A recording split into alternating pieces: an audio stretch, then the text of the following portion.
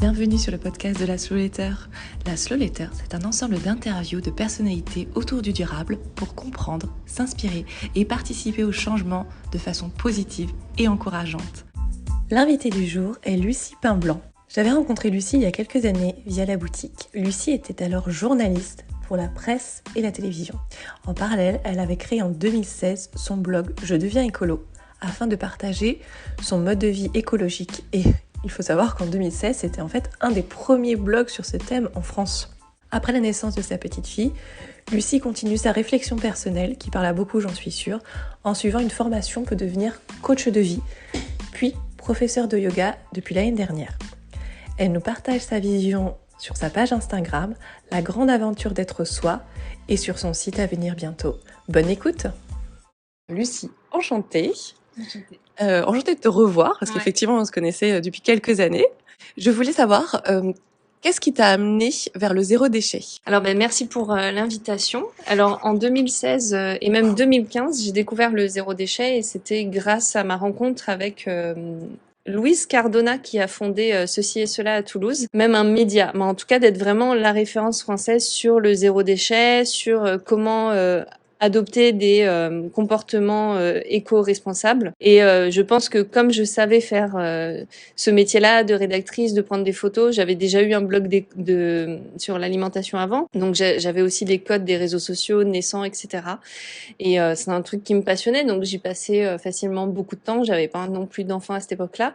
Donc je me suis vraiment impliquée dedans et j'ai fait partie, je pense aussi, des premières influenceuses sur l'écologie, à vivre de ça aussi. Après, voilà, j'avais surtout la casquette d'entrepreneur, donc je me suis développée sur plein de choses différentes. Mais en tout cas, sur le zéro déchet, comment c'est parti, c'était comme ça. C'était vraiment de cette prise de conscience fin 2015. Et d'ailleurs, effectivement, tu as eu vraiment un beau succès. Tu as été très bien suivi. C'est fou de se dire quand même qu'en 2015, c'était les prémices du zéro déchet quand même. Enfin, ça paraît aberrant. Et justement, ça me permet de rebondir par rapport à ton blog. C'est intéressant. Du coup, comment tu as réussi à en faire ton métier ? Comment on vit de ça ? Comment ça se passe ? Et comment on peut réussir à mêler, j'imagine, des partenariats, à choisir, à rentrer un peu dans le monde capitaliste, tout en prenant un autre monde en fait. Ouais. Alors, je pense que 2015, même si c'est récent, c'était il y a que 7 ans, c'est plus du tout pareil. Et encore, enfin, même 2016, c'était encore plus récent. Et aujourd'hui, je pense que si je te réponds, ça correspondra à l'époque et ce sera périmé par rapport à ce qui se fait aujourd'hui. C'est ça, ça va hyper vite, Internet.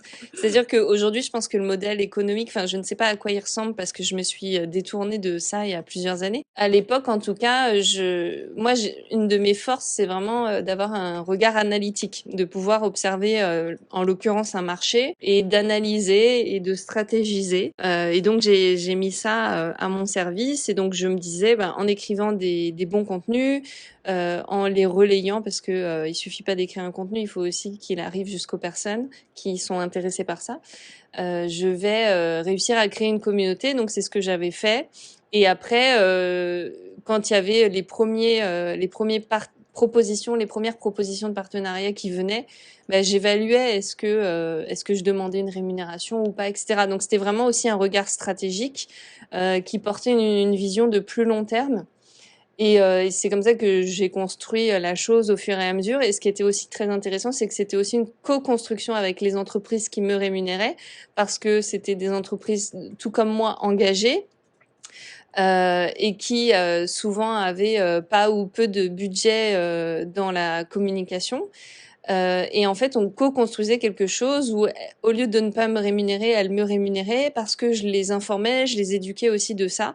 Et ça, c'est quelque chose que j'aimais aussi beaucoup faire. Et d'ailleurs, sur la fin de ma carrière, entre guillemets, tu vois, de blogueuse, influenceuse sur l'écologie, j'ai proposé aussi une formation pour les blogueuses éco-responsables pour apprendre à négocier des partenariats qui sont rémunérés parce que à cette époque-là, donc c'était 2018, 2019, cette formation, je l'ai vendue même janvier 2020. Je me souviens, il y avait ma fille qui était tout bébé et ça répondait vraiment à un besoin en fait qui existait à ce moment-là. Donc voilà, c'était vraiment une invention. Et qu'est-ce qui fait que tu as laissé ce blog, que tu as décidé de partir vers finalement complémentaire, d'accompagnement aussi, mais plutôt coach de vie. Pourquoi tu as choisi ce métier? Pourquoi voilà, tu as délaissé petit à petit le zéro déchet, même si ça reste dans ton mode de vie et dans ton ADN?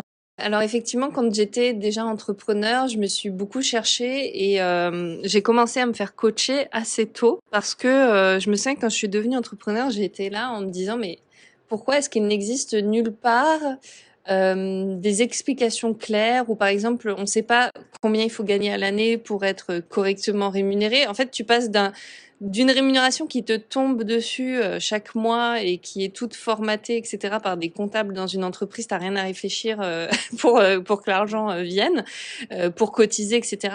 Un flou total où tu ne sais pas chercher où chercher les informations, etc. Donc très tôt, moi, j'ai eu besoin de me faire accompagner sur ce plan-là. Et en parallèle, j'ai choisi un métier qui pour moi était un métier à mission, qui avait du sens et qui était totalement corrélé avec ma vie personnelle. Donc c'est pour ça que finalement le coaching, je me suis un peu fait coacher façon coaching business, mais ça répondait pas trop à mes besoins. Finalement le coaching business, on te donne des stratégies, on t'invite à appliquer des stratégies, et en fait souvent ça ne me parlait pas. J'ai payé des gens pour des choses qui étaient pas dans mes valeurs. Donc c'est finalement en découvrant le coaching de vie qui consiste à, au contraire, on te pose des questions qui sont ouvertes, on ne t'impose pas des conseils, on ne t'impose pas des stratégies qui ne te correspondent pas, on te demande à toi qu'est-ce qui te correspond, qu'est-ce que tu veux pour ta vie, qu'est-ce que tu veux faire, à quoi ça pourrait ressembler. Et en fait, ça te permet de mieux te connaître, de mieux te connecter à toi. Et du coup, de faire dans ta vie, quel que soit le domaine de ta vie, des choses qui te ressemblent vraiment. Donc, la première découverte que j'ai eue avec le coaching de vie, ça m'a vraiment allumé une lumière à l'intérieur et je me suis dit, c'est ça que je veux faire. Et j'ai eu un passé de blogueuse, j'ai même eu un passé de journaliste qui était pourtant, je croyais que c'était ma vocation. Quand j'étais adolescente, c'était sûr que je voulais faire ça. J'avais une détermination sans faille et j'ai réussi à faire ça. Et en fait, je me suis jamais sentie en échec parce que je me suis toujours dit, c'est un parcours qui est logique parce que j'ai toujours été à l'écoute de mes ressentis. J'ai toujours su, tu vois, par exemple, quand j'ai quitté l'emploi que j'avais dans le journal local, il y a plein de gens qui m'ont dit waouh, t'as du courage parce que j'ai écouté mon cœur. Et je pense qu'il y a beaucoup de souffrance au travail parce que les gens ne s'écoutent pas et ils vont se dire oui, mais je préfère la sécurité d'un emploi alors qu'en fait ils vont passer leur vie professionnelle et donc ça impacte aussi la vie personnelle à être malheureux. Donc heureusement c'est pas tout le monde, mais moi j'ai toujours eu ce truc là parce que je savais que je ne pouvais pas être malheureuse au travail, c'était pas possible. Donc voilà, le coaching m'a énormément aidée et à chaque fois que ça m'aidait, encore une fois, mon regard analytique me permettait de comprendre qu'est-ce qui m'aidait et je m'auto-formais aussi, un peu comme ça. Et en même temps, j'avais ma communauté qui me suivait. J'aidais déjà des entrepreneuses écolos, etc. Donc j'ai commencé à me proposer plus comme mentor, puisque je ne savais pas réellement coacher, mais je savais donner des conseils, aiguiller, sans imposer des choses. Et c'est comme ça que j'ai commencé. Et après, à me proposer un petit peu plus comme coach, jusqu'au moment où j'ai su vraiment que c'était clair que je voulais faire une formation. Et parce que je me suis faite coacher par quelqu'un qui m'a énormément aidée, qui avait suivi une formation américaine que après j'ai décidé de suivre. Et c'est à ce moment-là que j'ai rencontré une entreprise française qui commençait à recruter des coachs aussi. J'ai pu rejoindre l'entreprise, donc ça c'était janvier 2021, et j'ai fait 2 ans et 2 mois dans cette entreprise où j'ai énormément grandi en tant que coach et aussi sur plein d'autres niveaux. Et moi je me voyais toujours comme entrepreneur, même au sein de l'entreprise, parce que ça se voit, je pense. J'avais un regard sur tout et c'était vraiment bienvenu dans cette boîte. Il y avait un côté, enfin, c'est une jeune entreprise, surtout avec plusieurs salariés dedans. Et donc, je participais, je pense, à la cohésion, tu vois, à la circulation des idées. Enfin, je mettais vraiment du liant entre tout. J'avais aussi beaucoup d'idées Et donc, j'ai très vite aussi participé au marketing. Enfin, j'ai de multiples casquettes dues aussi à mon passé. Tu vois, j'ai fait beaucoup de montage vidéo. J'ai fait beaucoup de création de contenu pour les réseaux, beaucoup d'échanges par mail parce que finalement, la communication, c'est vraiment un de mes talents et communication avec les personnes. Donc voilà, c'était pas que du coaching et je pense que ça m'a apporté aussi beaucoup d'éléments qui m'ont permis de me structurer pour aujourd'hui être une entrepreneur qui sait comment structurer un emploi du temps, avoir des réflexions qui portent vers la vision de l'entreprise, qui soutiennent la vision et la mission de l'entreprise. Et ce qui me plaît le plus aujourd'hui, on se parle à la fin de ma première semaine de ma nouvelle vie d'entrepreneur, c'est qu'en fait, je ressens une sérénité et un calme qui m'étonnent moi-même. Hier, je disais ça à ma propre coach, je lui disais, limite, je ne me reconnais pas parce que j'avais cette habitude d'être constamment stressée parce que je pense que je manquais beaucoup trop de structure et d'organisation et de choses en fait qui moi me rassurent et te permettent après de déployer ta créativité, ton énergie, d'être vraiment au service de tes clients et tes clientes sans te demander combien d'argent va rentrer, comment je vais faire rentrer, etc. Donc le coaching m'a finalement énormément aidé à mieux me connaître, à être beaucoup plus posée et aussi cette expérience-là que je suis allée chercher parce que je pense que c'était vraiment un moment où j'en avais besoin après plusieurs années d'entrepreneuriat où ça marchait, mais en fait j'étais beaucoup trop en train de vivoter, j'ai envie de dire, tu vois, j'ai testé 10 000 trucs. Plein de choses à la fois, en fait, tu peux t'éparpiller très vite quand tu es entrepreneur. Ouais. Tu as besoin de cadre et c'est compliqué, comme tu dois être tellement multicasquette. Exactement, ouais. Et puis je pense que moi j'ai une tendance, enfin voilà, j'ai un profil de personnes qui justement, bah, j'ai beaucoup d'idées, mais la problématique c'est quand tu suis trop d'idées à la fois et que tu vas pas au bout des choses. Et donc ça m'a vraiment, mon job là que j'ai eu m'a vraiment appris aussi à aller au bout des choses et à déconstruire une vision que j'avais de moi, une croyance que j'avais qui était que je suis quelqu'un qui ne va pas au bout des choses. Et ça me desservait énormément, donc je me suis déjà aperçue que j'avais ça, de l'impact que ça a eu sur moi. Et en fait, je l'ai démenti. J'allais au bout de certains projets qui parfois étaient durs pour moi parce que ça me demandait de faire des choses que j'avais pas l'habitude de faire et que je pouvais trouver, je sais pas, chiante ou quoi. Et je me souviens d'être là, ah, j'ai pas envie de faire ça, mais vas-y, fais-le. Et en fait, ça participait vraiment à déconstruire cette croyance. Tu vois, je le vois comme un mur dans lequel je mettais des coups de marteau. Et après, bah, tu découvres la lumière de l'autre côté, tu te dis, mais en fait, je suis capable de beaucoup plus. Je peux abandonner une croyance limitante comme ça. Donc, ça m'a énormément aidé à ce niveau-là aussi. C'est très intéressant parce qu'effectivement, en fait, ton entreprise, du coup, tu as vraiment, enfin, l'entreprise dans laquelle tu as été, ça t'a permis finalement d'agglomérer presque tout ce que tu avais effectivement acquis et de le mettre en structure, de le mettre en forme. Et effectivement, je pense que d'être accompagné, d'avoir une équipe ou quelqu'un qui t'accompagne, ça va te permettre de te dépasser tes limites, de te donner des outils que tu connais pas forcément.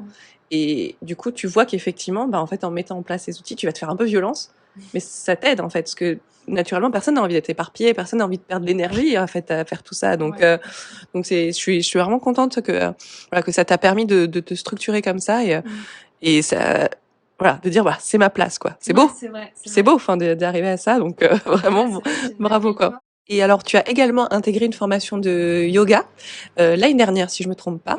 Est-ce que tu peux nous dire en quoi tu as pourquoi tu as choisi de faire également une formation de yoga? Est-ce que c'était pour compléter ton métier de coach? Voilà, est-ce que tu peux nous en dire un peu plus? J'ai commencé à pratiquer le yoga justement en 2013, au tout début où j'ai travaillé en tant que journaliste en entreprise.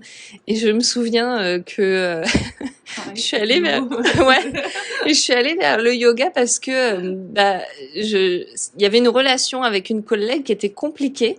Et je me souviens que aujourd'hui, je vois que je me victimisais, que je me disais, elle est méchante. Je caricature, mais en gros, elle est pas gentille avec moi.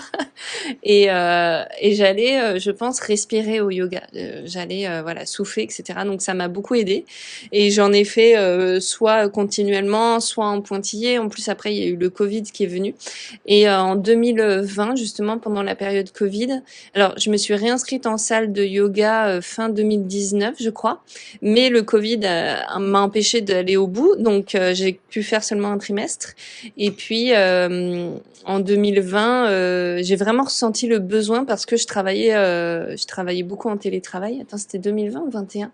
Non, c'était 2021. En plus, je te disais, je me suis inscrite en 2019, mais non, là, c'était sur la fin de ma grossesse, donc c'était pas ça. C'était fin 2020, je me suis inscrite pour la rentrée, donc j'ai fait un trimestre, et ensuite, vers l'été 2021, je sentais vraiment des douleurs au dos, etc. Le fait d'être trop sédentaire, quoi.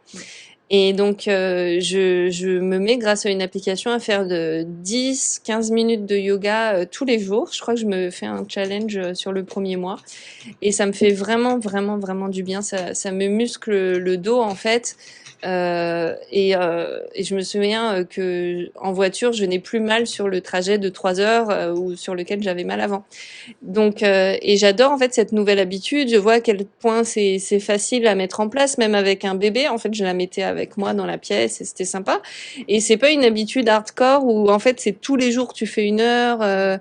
C'était hyper facile quoi. C'était quand je finissais mon petit déjeuner, je montais dans la chambre de ma fille parce que c'est là où il y avait la place. Et puis je prenais entre 5 et 15 minutes, donc c'était hyper facile à faire et très gratifiant aussi. Et très régulièrement, j'ai une vision de quelque chose que potentiellement plus tard je ferai, je pense, parce que je porte toujours cette vision-là, même si elle a un peu évolué, mais de proposer justement peut-être une application qui permettrait de faire du yoga au quotidien, vraiment à petite dose, et en fait d'y amener aussi une certaine forme de coaching. Bon, je peux pas trop en dire plus parce que ça reste vraiment à l'étape de la vision, mais en tout cas, il y a cette chose-là qui me porte. Et donc, c'était à la période où je travaillais déjà dans cette entreprise en tant que salarié, enfin dans une entreprise. Et donc, je mets juste ça de côté, je continue le yoga. Et après, je ressens le besoin et l'envie d'en faire plus indépendamment, enfin voilà, de gagner en indépendance. Et souvent, il y a beaucoup de gens qui vont en formation pour être prof de yoga, mais simplement parce qu'elles aiment beaucoup faire du yoga et qu'elles veulent apprendre à structurer des flows, enfin, ou aller plus loin dans ta capacité, quoi. Et puis, je fais un petit peu de recherche et je découvre la formation de chez Rainbow maintenant, avec Hélène et Margot. Et donc, c'est à celle-ci que je m'inscris. Et ça me permet en plus de faire quelque chose en présentiel, d'intégrer un groupe, alors que au moment où ça commence, c'est en mai 2022. Ça fait 1 an et demi que je travaille en 100% télétravail à 35 heures dans une boîte. Et en fait, je sens aussi que moi, ça m'étouffe. C'est venu après le Covid, alors qu'avant, j'ai toujours travaillé en télétravail en tant qu'indépendante depuis 2016, sauf qu'en fait, j'étais énormément dehors. Je rencontrais beaucoup de gens comme on le fait aujourd'hui. Et moi, ça me nourrit. Et en fait, juste d'avoir les relations avec nos clients et avec mes collègues, tout ça, 100% en télétravail de chez moi, en fait, je me rendais compte que ça m'étouffait. Et donc, le fait d'intégrer un groupe, de vivre une expérience en présentiel, ça a été extrêmement bénéfique, et ça a eu un côté aussi très transformateur où j'ai vu à quel point le yoga, c'est aussi ce qu'on appelle aujourd'hui du développement personnel, mais c'est aussi une approche de connaissance de soi. Et pour moi, ça a été très, très complémentaire du coaching, et ça m'a permis aussi de voir à quel point le coaching que j'avais appris et que je pratiquais était que dans le mental, et à quel point ça manquait pour moi d'avoir une approche aussi qui soit physique, qui soit plus énergétique. Et donc voilà, ça a nourri beaucoup de choses en moi, ce parcours-là de mai à décembre 2022. Et assez vite pendant cette période, déjà j'ai ressenti, j'ai demandé à travailler moins, à me libérer un jour. Et en fait, je pense que c'est parce que je pense que c'était déjà les prémices de je veux quitter l'entreprise. Alors sur ta page Instagram et bientôt ton site, tu nous distilles, alors tu me disais que c'était, moi je l'appelais ça des mantras, mais tu nous disais que c'était plutôt des phrases de vie qui te venaient à toi. Effectivement, sur mon compte Instagram, j'aime bien aussi partager des citations. Et c'est vraiment soit c'est des citations que j'ai lues souvent de philosophes, de personnes qui m'inspirent beaucoup et avec lesquelles j'avance pendant un certain temps. Je crois d'ailleurs que la première, c'était Maître Eckhart: si la seule prière que tu faisais dans ta vie était merci, ce serait suffisant. Et c'est quelque chose, voilà, où je vais beaucoup y repenser je crois que celle-ci pendant peut-être 1 mois. Et j'avance avec, et je regarde dans mon quotidien quel sens ça peut avoir.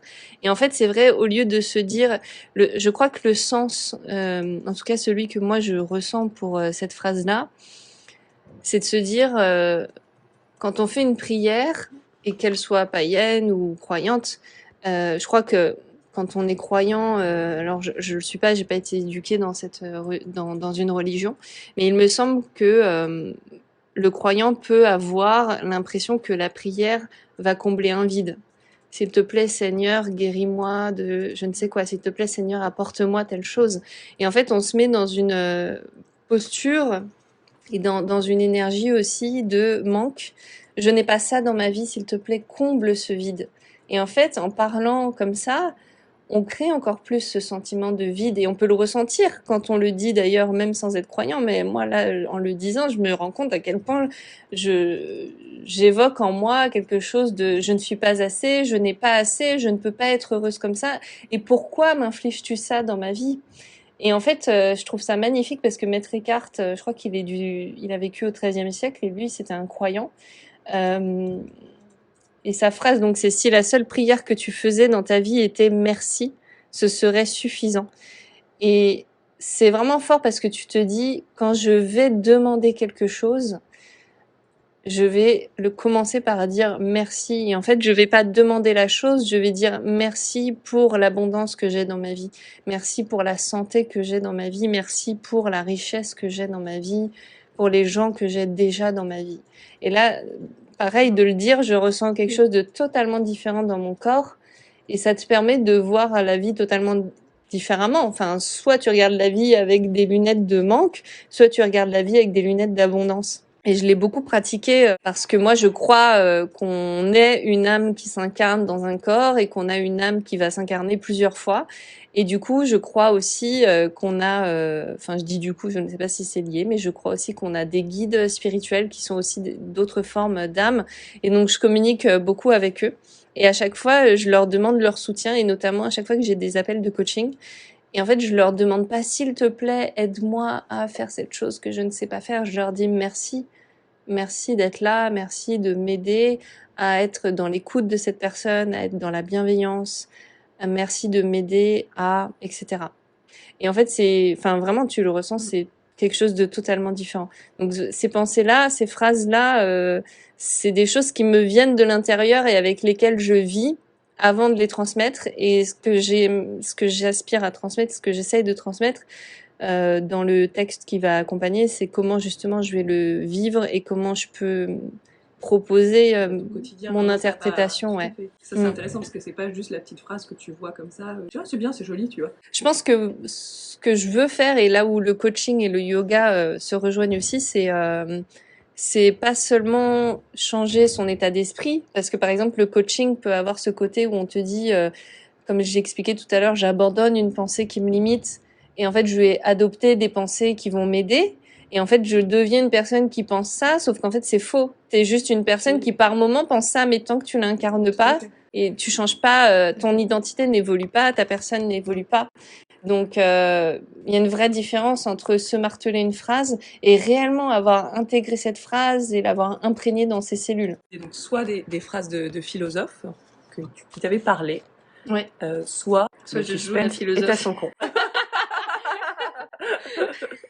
Tu sais, au lycée, une prof m'avait marqué, elle m'avait dit, moi j'essayais de réfléchir à des choses et tout, elle me dit, non mais Audrey, d'autres personnes l'ont pensé et mieux que vous. Ah ouais. Ça m'a marqué dans ma vie, tu sais. Ah ouais, ça c'est violent quand même. Limite, c'est un peu violent, hein. Ah ouais, alors que je pense qu'on peut intégrer des choses. Voilà, donc. C'est fou ça. Enfin moi je trouve ça hyper violent et délétère parce que je sais pas quel est l'impact que ça a eu sur toi, mais ça peut énormément freiner. Alors que la philosophie c'est l'amour de la réflexion, c'est l'amour de se poser des questions. Exactement. Et en fait t'as pas besoin d'avoir fait un parcours de philosophie universitaire.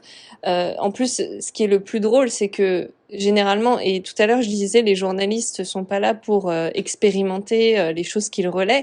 Mais moi c'est un truc qui m'a toujours frappé, c'est tu découvres des choses tu découvres par exemple comment mieux manger, qui a été ma passion aussi à l'époque où j'étais journaliste. Tu découvres plein de trucs, tu te dis ah c'est génial, tu t'extasies devant telle entreprise, mais en fait tu ne changes rien à ta vie. Tu continues à faire la même chose. Pourquoi?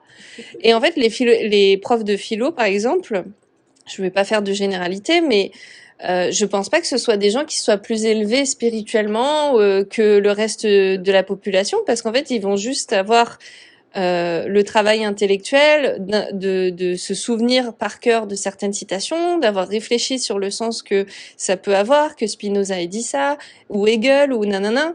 En fait, ils vont juste rester dans leur tête et on va oublier qu'il y a tout le reste du corps et aussi d'incarner ça. Et c'est pour ça que moi, déjà, ça m'est venu l'année dernière, parce que je relis un peu de philosophie ces derniers mois, cette dernière année, on va dire. Et en fait, je me suis dit, mais le coaching, c'est de la philosophie appliquée. Et ce que moi, je veux faire aujourd'hui, c'est de la philosophie appliquée ou c'est ce que j'appelle aussi de la sagesse en mouvement. Parce qu'il suffit pas de de passer son temps à réfléchir et à se dire, ah ouais, je suis quelqu'un qui connaît plein de choses, etc. Mais en fait, ça ne sert à rien de les connaître si tu ne les appliques pas à ta vie. Donc, il y a un moment, il faut passer à l'application. Et c'est pour ça que moi, dans ma façon d'accompagner et tous les projets que je peux avoir dans l'accompagnement, a fortiori, cette application dont je t'ai parlé, il en existe plein des applis. Mais en fait, là où je veux faire la différence, c'est tu n'achètes pas une appli pour te faire croire que tu vas faire du sport. C'est dedans, grâce notamment aux approches de coaching, je vais t'aider à mettre en place une habitude pour que derrière, tu mettes vraiment quelque chose en place et que tu cherches pas à le faire pour te prouver que tu es une bonne personne, pour te dire, ah, je vais perdre du poids, ah, je vais gagner du muscle. Ça, c'est juste, tant mieux pour toi si ça arrive. Et en fait, on vient pas là pour ça. On vient pour se faire du bien avant tout.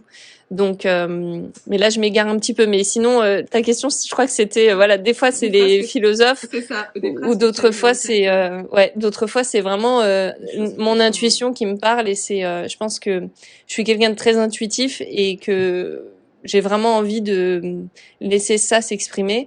Et il y a une phrase là que j'ai sous les yeux qui est: lorsque je fais moins, je suis plus. Et pour moi, elle a beaucoup de sens parce qu'on est vraiment dans une époque où il faut faire toujours plus. Et tu vois, par exemple, mon passé de blogueuse, je le vois, c'était vraiment ça, de toujours plus créer de contenu. Et ça, c'est un truc qui aujourd'hui me sort par les yeux. Il est possible de faire autrement et il est essentiel de croire que c'est possible de faire autrement.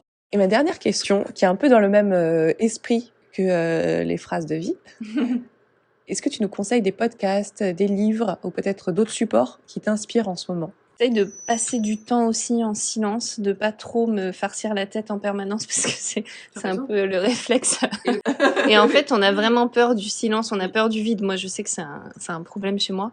Enfin, je le considère comme un problème, mais sans l'aggraver. Mais c'est-à-dire que, tu vois, je suis capable de sortir d'une matinée de travail et tout de suite, il faut que j'écoute quelque chose parce que j'ai l'impression que ça me fait avancer dans la vie. Et surtout, en fait, c'est parce qu'on fuit notre silence intérieur parce que sinon, on est obligé de se rendre un peu plus compte de qu'est-ce qui nous habite et d'en faire quelque chose. Et on ne sait pas forcément quoi en faire. Bref, un des podcasts que j'aime beaucoup écouter, c'est Métamorphose.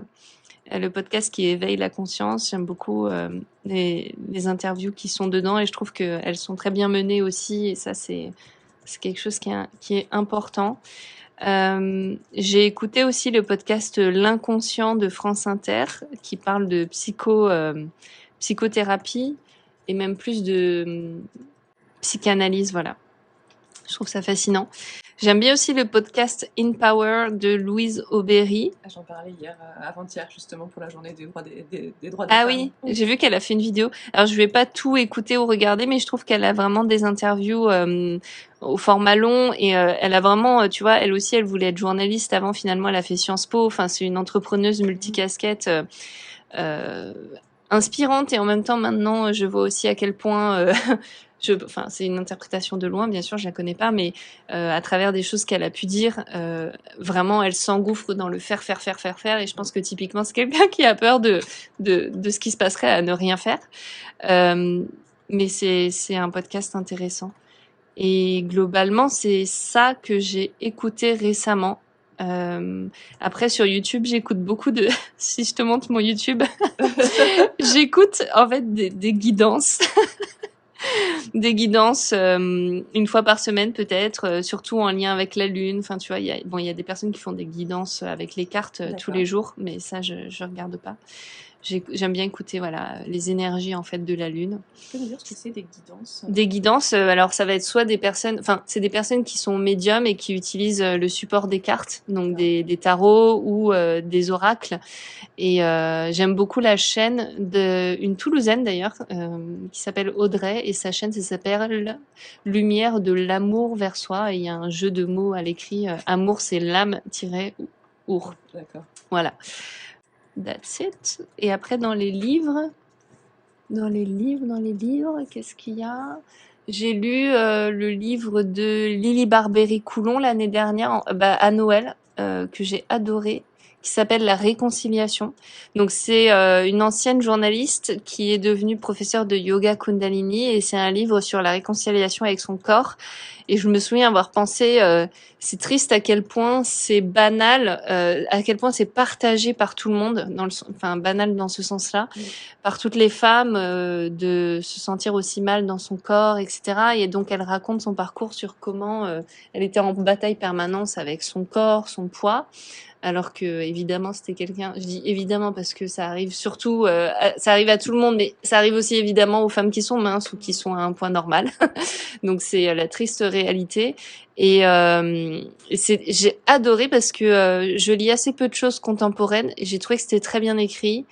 Et j'ai bien aimé aussi la structure parce qu'à chaque fin de chapitre, elle interviewe une personne dont elle a parlé et qui l'a aidé, qui l'a inspiré. J'ai trouvé que c'était hyper sympa aussi.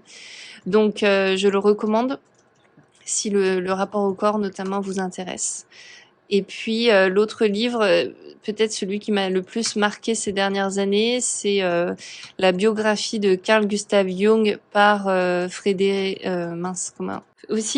Lenoir. Et ouais, ça m'a transformée. Je l'ai lu aussi à Noël, mais de l'année d'avant, donc c'était fin 2021, je crois. Et ça m'a vraiment habité. Je pense que c'est un de mes guides de lumière. D'ailleurs, tu vois que son âme est là à mes côtés parce que il y a énormément de résonance entre ce qu'il a pu faire et ce que moi je ressens, je pense, et vers où j'ai envie d'aller. Et c'est venu faire bouger des choses. Tu vois, c'était une époque où je me faisais former au coaching. Je commençais à travailler là-dedans aussi dans l'entreprise. Et je lis d'autres choses qui sont plus du ressort de la psychologie, de la philosophie, beaucoup de spiritualité. C'était quelqu'un qui croyait, qui était pas croyant dans une religion, mais qui croyait à ce côté spirituel et qui s'est fait rejeter par les psychanalystes de son époque, à commencer par Freud en fait et toute sa clique, qui se disait qui lui disait que ce qui est de l'ordre de ce qu'on verrait aujourd'hui comme de la médiumnité et tout ça, en fait, ça n'existe pas, puisque on ne peut pas prouver qu'il y a des âmes, qu'il y a des choses, etc. Donc, en fait, on nie la réalité de ce que vivent des patients. Et donc, il y avait cette vision portée par Freud qui disait non, en fait, globalement, ce sont des gens qui sont névrosés. Alors que Jung, qui a eu une mère connectée, qui a eu des cousines connectées, qui a vu ça en fait depuis son enfance, lui, il le savait que c'était vrai. Et surtout, je pense qu'une des leçons qu'il nous apporte, c'est qu'il a toujours été à l'écoute de la diversité et il a jamais imposé un point de vue. Et ça, pour moi, c'est fondamental. C'est fondamental dans mon travail d'ailleurs d'accompagnante. Et je pense que c'est fondamental parce que de manière générale, parce que quand ça m'a choqué en fait de voir que un médecin pouvait dire je détiens la vérité et en fait ce que vivent des personnes qui sont en souffrance, en mal-être, parce qu'à cette époque-là on se disait que on est complètement fou si on voit des âmes, si on entend des choses, etc. En fait, on leur niait ça, on leur disait ça ne peut pas être vrai, ce n'est pas la réalité, donc tu es simplement fou. Et ça, c'était porté par tout un pan de la psychanalyse, en plus à ses tout débuts. Et lui, il est venu porter autre chose. Et c'est quelqu'un qui a accompagné des dizaines de milliers de personnes et qui a une richesse d'exploration qui est absolument dingue. Donc, c'est vraiment, je dirais, c'est mon mentor en fait. Et ce livre, il m'a énormément aidé. Merci beaucoup, Lucie, pour cette interview qui m'a apporté énormément. Tu vois, ça m'a fait découvrir tout un pan de connaissances que je ne connaissais pas et auxquelles je n'avais pas forcément aspiré. Donc là, tu vois, j'ai envie de tout lire, tout écouter, mais je vais m'écouter surtout intérieurement. Voilà. Merci beaucoup.